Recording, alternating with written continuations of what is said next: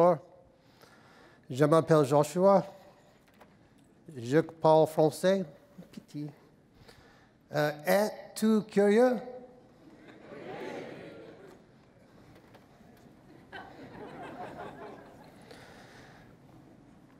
So you may be wondering, is that a maple leaf there or a different kind of leaf? Now that we're in Canada, it's a maple leaf. So let's go on. Curious. What does it mean? This is the definition. Eager to know or learn something. Are you es-tu curieux? Okay. Yes, so these are my dogs. Okay, I'll do this for you here.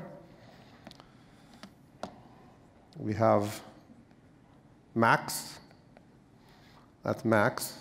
And this is the first time that Max is meeting his brother. His brother is a pain in the ass, named Marley. First meeting. Look at how curious he is. So I think that animals, they demonstrate being curious. This is Marley, a little bit older, and this was a foster kitten.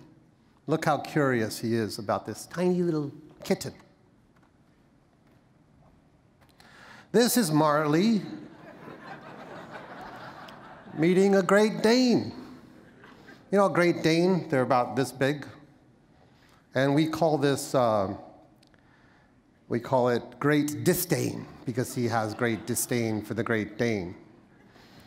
This is when curiosity gets dangerous. This is my daughter on the right here, Eva, and she's having fun with Marley. Do you see Marley in there? She's curious to see if he'll stay. He stayed for a little while. This is a cat, my cat. We also have a cat. Now, according to my friend Melissa Perry, she has A/B tested slides, and people like cats more than dogs in slides. So I'm putting her in here just because the data says you like cats more than dogs. But there's also that phrase that cats have 9 lives. But also, what other one? Curiosity killed the cat. You know this phrase? Curiosity killed the cat. Trixie is still alive at the moment, so it's okay. Now, let's talk for real here about this gentleman from the BBC. He is Greg Dyke. He ran the BBC, the British Broadcasting Corporation, from 2000 to 2004. And he did something amazing. Before he started the job, a few months before he started the job, everyone knew he got the job. And he went to the people in the company and he asked them 2 questions. What is the one thing I should do to make things better for you? I'm curious. What could I do to make things better for you? I'm the CEO, your work here. What could I do for you? And he said, what is the one thing I should do to make things better for our viewers and listeners of the BBC? He wanted their opinion, right? How awesome is it for the CEO to be asking the people that work at the company for their opinion on these things? That's demonstrating curiosity as a leader. I think that's really important. This woman here, Francesca Gino, she's a professor at Harvard Business School. It just so happens that in the September-October edition of Harvard Business Review, we have an article about curiosity, the business case for curiosity. Okay? It's getting to be important, I guess, because it's in the HBR, right? Curiosity is actually important. She did some research. It's a great article. By the way, the article's online on the web. You don't even have to buy the magazine. The business case for curiosity. She researched. She basically surveyed 3,000 employees in industries very diverse. And here's what she found. One of her surveys said, do you regularly get curious at work? At work, you go to work, are you regularly curious? Only 25% of people out of 3,000 said, yes, I get curious at work. That's a very small percentage. Another question she asked, okay, same 3,000. She said, do you face barriers to asking questions at work? Right? Do you feel inhibited by being curious is effectively what she's asking. 70% of people said yes, that they faced barriers to ultimately to being curious, to asking questions. That's a problem. As people in these companies, we're not allowed to be curious. That's a problem. Okay, so very quickly, I'd like you to find someone next to you and share with each other very quickly, like we'll take 2 minutes. What are you curious about? Find someone and talk to them about what you're curious about. So, wow. You are curious. Very, very curious. Okay, so why am I talking about curiosity, right? Why am I here talking about curiosity? As Olivier said, thank you for the kind introduction. I've been involved in the Agile area, Agile work since the late 90s, late 1990s. I fell in love with this way of working. And I said, this is the future. And he's also right that at a certain point in time, what I found was a lot of people were interested in Agile beyond just software development. I am a programmer. I love software development. And I know that there are people in the organizations I work in who are not writing software. And they want to be Agile too. They're in sales. They're in marketing. They're in HR. They're making hardware devices and want to do it in an Agile way. We're working now with a drug company that makes cancer-fighting drugs, and they want to be Agile too, right? So agility has gone all over the place. It's everywhere. And modern Agile is trying to speak in a language that appeals to more general people, not just software folks. So there's 4 principles. Make people awesome. By the way, there's a French version of this on the modernagile.org. We have make people awesome. And that is a very difficult thing to do. Make people awesome, right? If you're going to build a product or a service that makes people awesome, right? You probably have a few of those in your life. Those things, this phone, I use it for a flashlight and paying bills and taking photos. I use it for everything. It kind of makes me awesome, right? That is this thing, and the question becomes, how do you do it, right? I'm curious. How, as a company or as a team, could we make our end users awesome? How could we make each other awesome, working together in the organization? So curiosity is hugely important to implementing that principle, make people awesome. You've got to be curious about how you're going to do it. Because most of us don't know. We've got to go out to our customers. We've got to interact with each other and figure out what would make the place awesome, right? Now, make safety a prerequisite. This is an interesting one. And I don't have time to get into this because this talk is really not about modern Agile. It's about curiosity. But making safety a prerequisite is critical to making people awesome. You could be using an awesome service, and if it crashes on you all the time, you're not safe, right? You fly on an airline, and if it's crashing all the time, it's really not safe. So you're not going to make anyone awesome if you don't provide safety, true safety, okay? It turns out it's hard to create safety, right? We just had our e-learning system go down. Never goes down. We've had it online for 12 years. It went down. It turned out that there was some funny thing going on and something in the networking, something with some settings that we thought were there and they weren't there. And we had to get curious about what happened. Not blame people, but get curious about the lack of safety in that particular part of our system. So curiosity is critical to safety because we have to understand what is it that we need to be safe. Let's get curious. Experimenting and learning rapidly. Oh my God, right? If we don't know what we're building, if we're operating under conditions of uncertainty, we really need to be curious about what is it we need to experiment with. What do we need to learn? And finally, delivering value continuously, right?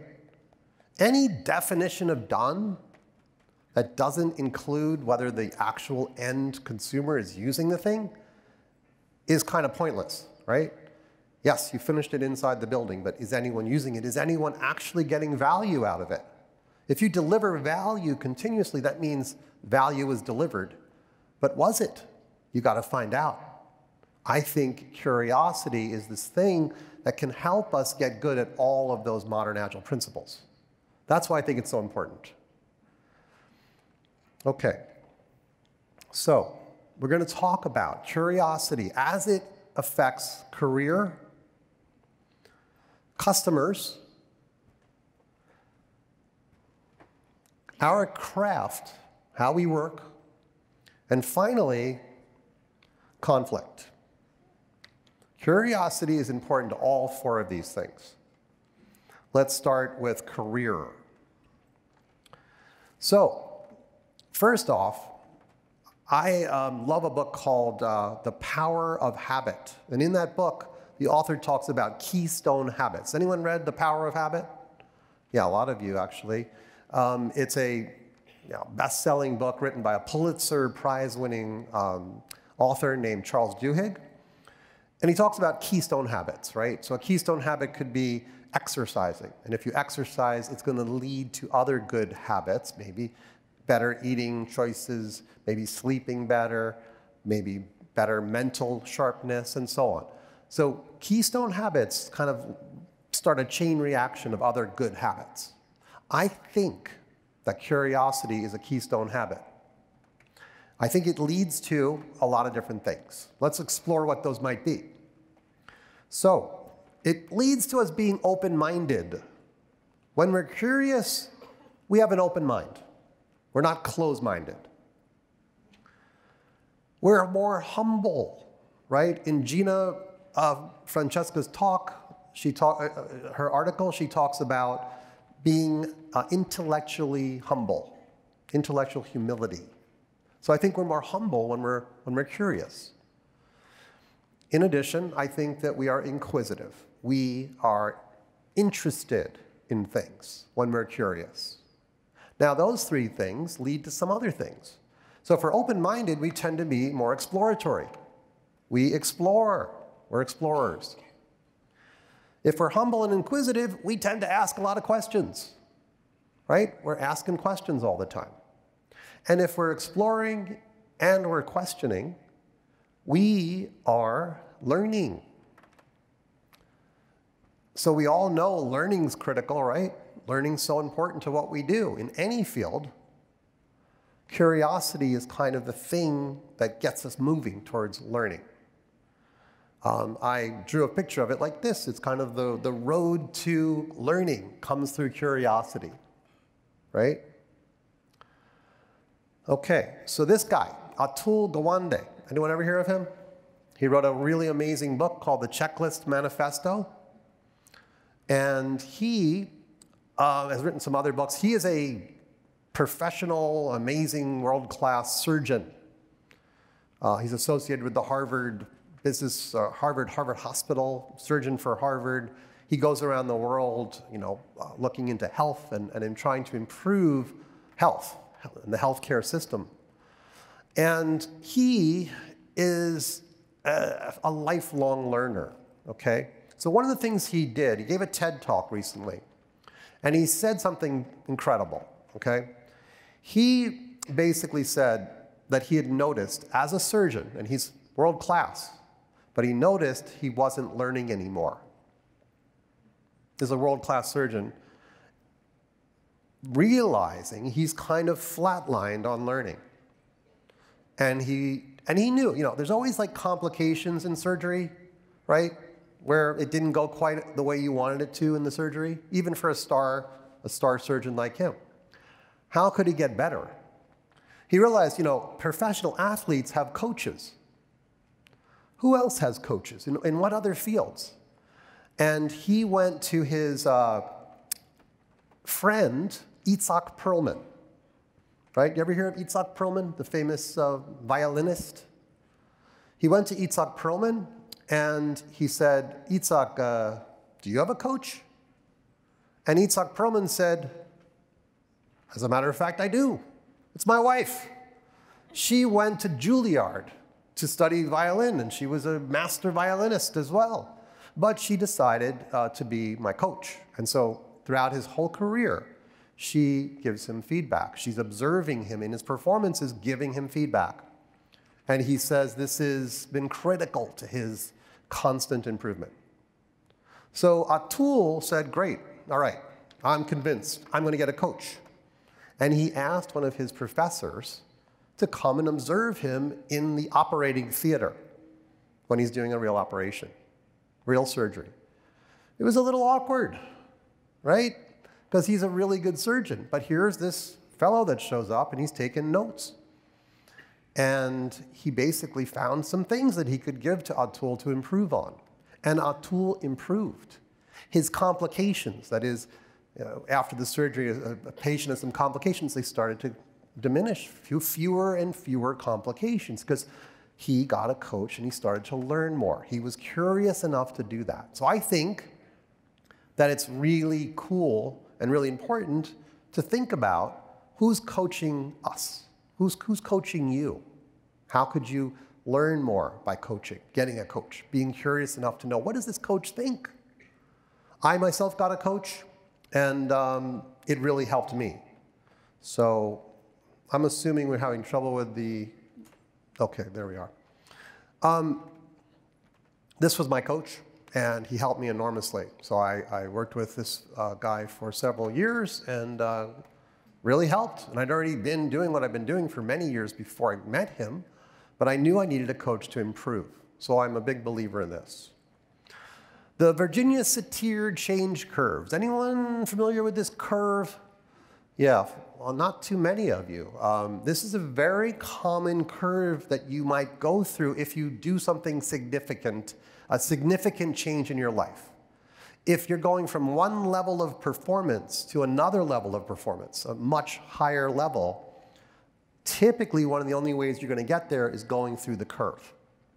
I did this in my 20s. I played tennis. I grew up watching McEnroe. You know McEnroe, the guy that was always yelling and cursing. And so we grew up watching this guy, and he would do this. He's serving like this, and he's a lot of movement and stuff. And then he throws it up, and he knows he's a professional. I'm not a professional. I tried to serve like him for years. My serve was not very good. It would go out. It wouldn't be in. I'd have to pluck it in really easily. If you've played tennis. One day I was in Central Park playing on these courts. There's a lot of free courts in Central Park. And I lost my match. And a coach was watching me, and he says, are you interested in improving your serve? And I said, yeah, of course I would be, because look at me, I just lost, and my serve's terrible. It stayed the same way for years. And he said, well, come on out. Let's go out there. I said, okay. And he said, first, stop doing all this. Stop moving so much. You'll never have a consistent serve if you move so much. Okay, so that was an easy change for me to make, was just to stand up. Then he said, okay, we hold the ball differently. We hold it differently. We don't hold it like that anymore. At least show me how to hold the ball. Now, these are tiny changes that are easy, right? Within minutes, I made those changes. I had not gone down here into any kind of, this is it's called the old status quo. This is basically my serve. It's kind of like that. It goes up and down, but it's staying at a relatively same rate. So with a few of his suggestions, I might have gone up here a little bit, right? Now I'm not going to be moving around so much. I'll have more consistency, and my toss is better. Okay, but still it's not a great serve. Then he said, oh, now let's show me something else. You don't hold the racket like this. You actually hold it like that. Huh? You hold it like that? And I'm trying to serve it like this, and he's talking to me about pronating, and oh my God, the balls were going into other people's courts, you know, all over the place. There's no nets between the courts. You have 10 courts that way and 10 courts that way. And I'd be like, yeah, can you throw me the ball back, please? And I felt like a total idiot. I was way down in here feeling like I am the worst tennis player ever. I can't serve anymore because this was just bizarre. But he said, this is the way it's done. You do it like this, you pronate, and I had to stick with it for several weeks. And then all of a sudden, I'd have moments up here where I was like, wow, look at that. And then back down. But this is called chaos. Right here, chaos. And if you can live through the chaos, you might actually get up here to the new status quo. Then you're operating at a completely different level. And this happened to my serve. And then I'd play my brother and I'd play my friends, and they're like, what happened to your serve? Like, yeah, you know, I took some lessons. I didn't just take lessons, I went through this horrendous curve. And if you are curious enough to let yourself go through that, you can go to a much higher level in whatever you're doing, okay? Professional athletes do this. The best ones do it. So, very quickly, I wanted to see how curious you are about me. Do you have any questions? Instead of me telling you about myself, very quickly, who's got a question? What do you want to know about me? Okay. What is Industrial Logic? Industrial Logic is a company that is focused on helping other companies get a whole lot better at building stuff, usually software, but not always. And we've been around for 22 years. We were pioneers of the Agile movement, still are very interested in Agile. And we have a group in Canada called Industrial Logic Canada, so I'm part of that too. And we do a lot of work helping companies get better at software development. We do lots of technical work like TDD and DevOps and continuous deployment. We also do a lot of work like story mapping and breaking things down into smaller pieces, chartering, lots of things to help radically improve software development. What is your role? I am the CEO. Other questions? What were you curious about today? What was I curious about today? Well, I went to a talk that was all in French. I was curious to see if I could understand it. I could not. I studied French for 8 years in middle school and high school, but apparently it was not enough. Yeah? You didn't like the old Agile manifesto. Why did you feel like you need a new vision? Yes, good question. Why did I sort of not like the old manifesto? I do love the old manifesto very much. There are things about it that I don't love, right? For example, it says, you know, our highest purpose is to satisfy the customer. I guess that maybe I'm a little more extreme. I don't want to just satisfy the customer. I want to make the customer fucking awesome. Like, there's a book called Raving Fans, where, you know, you're not trying to make customers, you're trying to make them into fans, raving fans. Like, this service is so awesome, you've got to use it. You know when you ever tell other people about something that's just so amazing? A restaurant or I don't know, a service that just blows your mind, right? Raving fans. So there's parts of it that I do think need a little bit of upgrading. But ultimately, I've learned so much from lean manufacturing, lean software development, lean startup. I've learned a lot from Kanban. I've learned a lot from just being a business person. And there's so much in the manifesto that's wonderful, but it's not translated into those words that appeal to a lot of folks beyond software developers. So that was the reason for kind of putting the 4 principles together. And from there, we you know, continued to just try to improve and improve. So we used those principles to see how can we get better. Okay, let me move on. Customers. How can we be curious about our customers, right? I think, and in my experience, I've built products, right? In our company, we've built our own products. One of the mistakes I've made is not being curious enough about my customers. I'll give you an example. We had a very well-known search engine company as our customer. You all know them, probably use them every day. And we sold them software. They bought a lot of our software. It was software to help them learn test-driven development and refactoring and bunch of important agile engineering practices. And we gave them fantastic service. They would survey people. How is the industrial logic service? Excellent, awesome, very good. We would update the product, make improvements all the time. Wonderful. And they kept consuming more and more licenses. Fantastic. They're burning through the licenses they bought. Maybe they'll buy more in the future. The one thing we weren't doing was we weren't observing how much they used those licenses. So they're consuming them. We're providing great support when they have questions. We're improving the product all the time, but we're not looking at the usage. Imagine you run a restaurant, and every day people come in, they order stuff, and then they don't eat it. And you don't even notice. You're just blind to it. You're like, everything's great. It's wonderful. They're buying food. But you're not looking, that they're not even eating it. We weren't looking enough at their usage, and it wasn't that great. These are people that are like changing the world with search engine stuff. They don't have time to go through e-learning, turns out.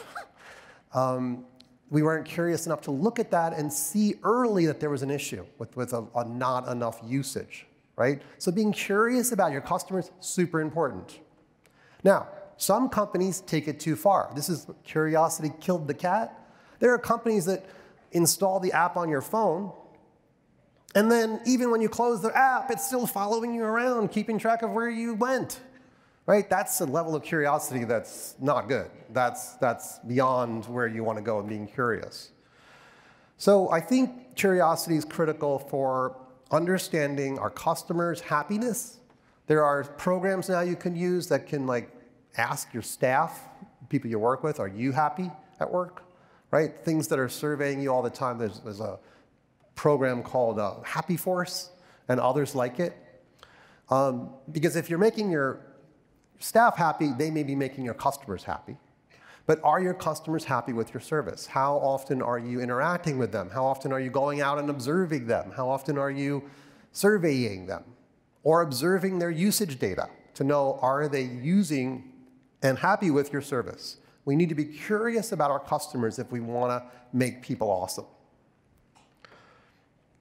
This is a story about a suggestion box, okay? You've seen suggestion boxes before, I'm sure, right? Maybe at certain services or restaurants you've gone to or things like that. Amazon has a virtual suggestion box. And one person put a suggestion box item in there. It was a suggestion which ultimately became Amazon Prime. He said, I think we should have free shipping. And just pay a yearly fee, and then you get your free shipping. And that became Amazon Prime. Came through a suggestion from an employee, right? Are we curious about what our staff have to say about how to make our customers awesome? Being curious is super important. It's great for the bottom line. I often ask people all the time, what makes you awesome? Right? What is it in your life that makes you awesome? It's fascinating to hear. If you're a facilitator, you might say, my erasable pens make me awesome. One person told me their transit card, because they can use it anywhere and flow through the various transportation systems, and it replenishes itself without doing anything. It just makes the person awesome. It's interesting to know what makes people awesome, to learn more about that. We do usability studies on our products. So we were building the e-learning software at a certain point. We said, let's have usability studies. Let's have people come in and try it, and we'll watch them. We were curious to know what their experience was. Now this represents a video. We make screencasts, little 2 to 3 minute videos that people watch. And we invited someone to come in. We had a professional usability expert run the study. I was sworn to not say anything, so I'm sitting on a couch watching this. I couldn't say a word. And this person is kind of going through several pages of our e-learning, comes to this page, which has a video on it. A video of 2 to 3 minutes, that can take you 2 to 3 days to make, right? You don't make a 2 to 3 minute video in 2 to 3 minutes. It takes time and effort to polish it and get the sound right and this and that. This person comes to this page, looks at it, and then hits the next button. Like, doesn't watch the video. They hit the next button to go to the next page. My jaw dropped. I was like, what just happened? I was shocked. They didn't play the video. They didn't see this. It's clearly, there's an arrow there. You're supposed to click it. Users. But it wasn't the user's fault. And what I did was we immediately changed it to this. You're not going to miss that now, are you? And we tested it immediately, and then of course that worked, right? It was like, we didn't make the letters flash, press to play, but it was like people would see it and they'd press the button and watch the video, right? So those are called usability evaluations. Maybe some of you do those. Doing them regularly because you're curious, does this user experience work or not, is really important. Craft, our craft, right? Maybe the agile process you're using.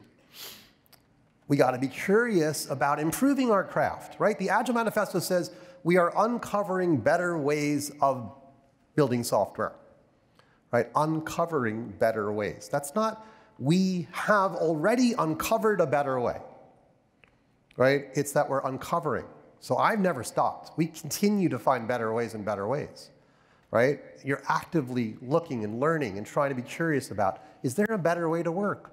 Could we find a less friction in our process? So, anyone know who this is?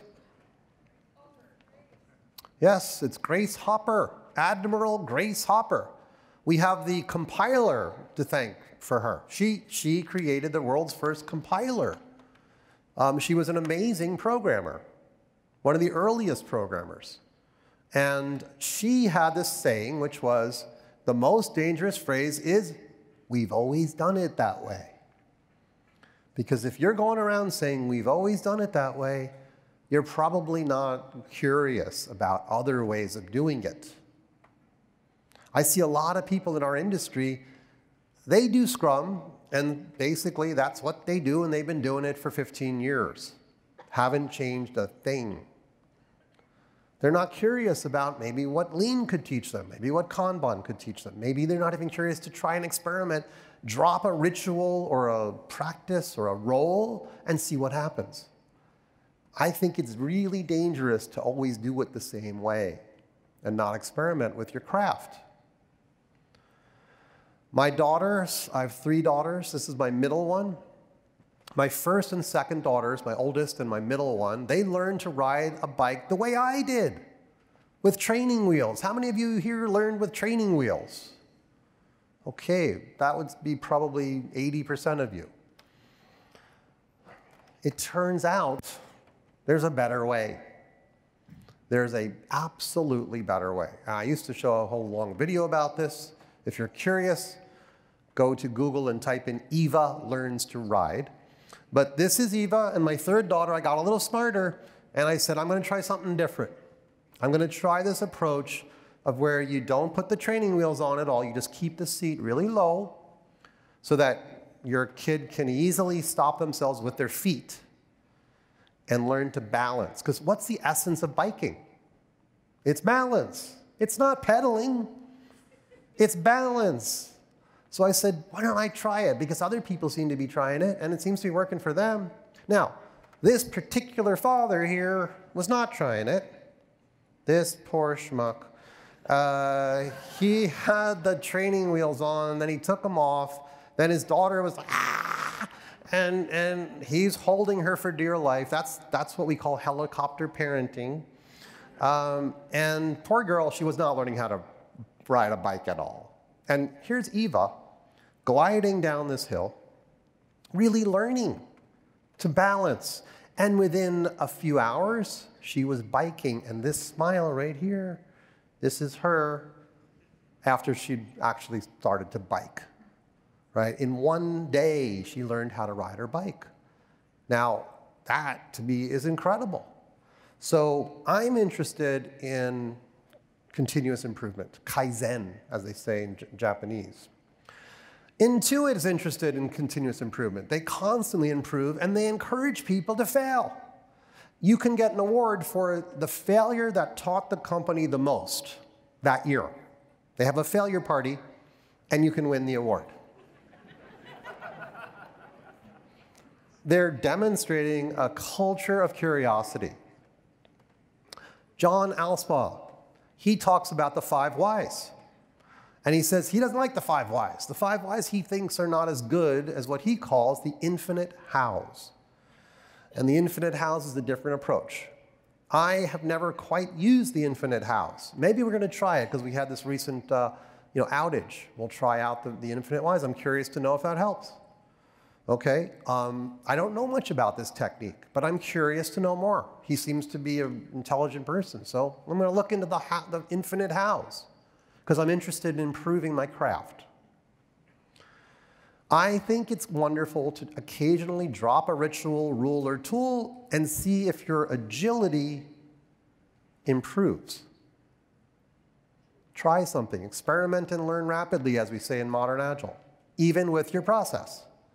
Maybe try to get off the electronic tool and make a physical board on the wall. Try that, see what happens. You can always go back to the tool. In 2007, we got rid of sprints in my company. We dropped sprints.